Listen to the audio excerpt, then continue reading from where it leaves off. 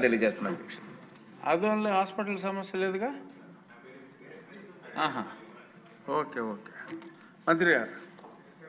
అధ్యక్ష, మొదట రమేష్ గారు సబ్బవరం పిఎస్సి గురించి ప్రస్తావించారు.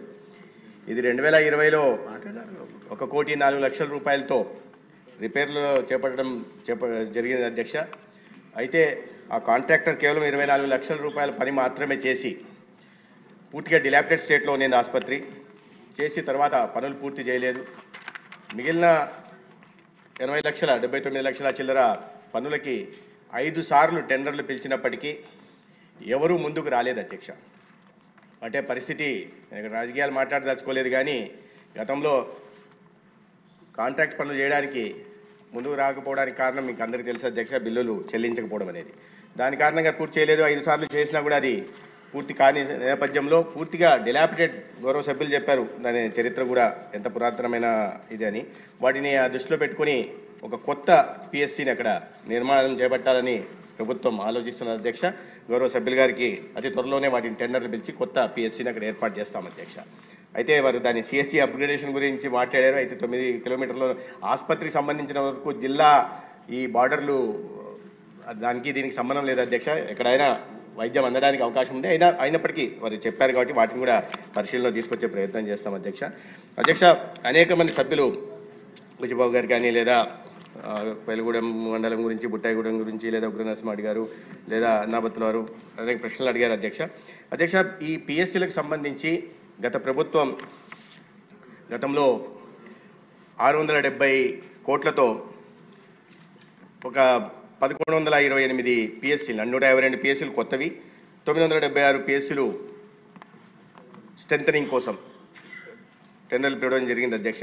అయితే ఈ 4 సంవత్సరాలు 2020లో పిలిస్తే 4 సంవత్సరాల్లో మొత్తం పెట్టిన ఖర్చు 426 కోట్లు అధ్యక్ష.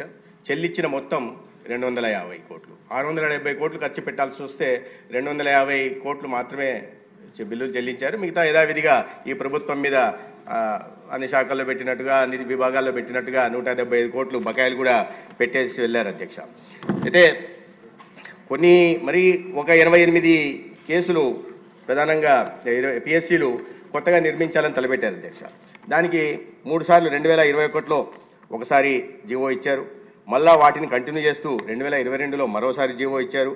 మళ్ళీ ఫిబ్రవరి 2023లో మళ్ళీ 83 పిఎస్సీలు నిర్మించడానికి జీవో ఇచ్చారు అధ్యక్ష. దీనికి 15th ఫైనాన్స్ కమిషన్ నుంచి కేంద్రం ప్రభుత్వం ఒక్క పిఎస్సీకి 1,43,00,000 ఇవ్వడానికి సిద్ధపడింది 23-24 సంవత్సరానికి.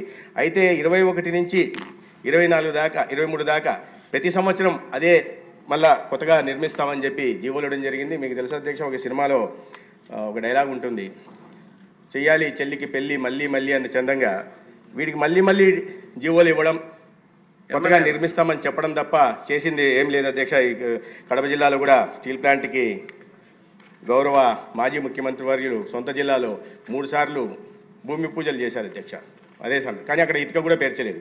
అదేవిధంగా ఇక్కడ కూడా కేంద్ర ప్రభుత్వం 15th ఫైనాన్స్ కమిషన్ ద్వారా నిధులు ఇవ్వడానికి ముందుకు వచ్చినప్పటికి కూడా పనులు చేపట్టలేదు అధ్యక్ష. 88కి గాను 1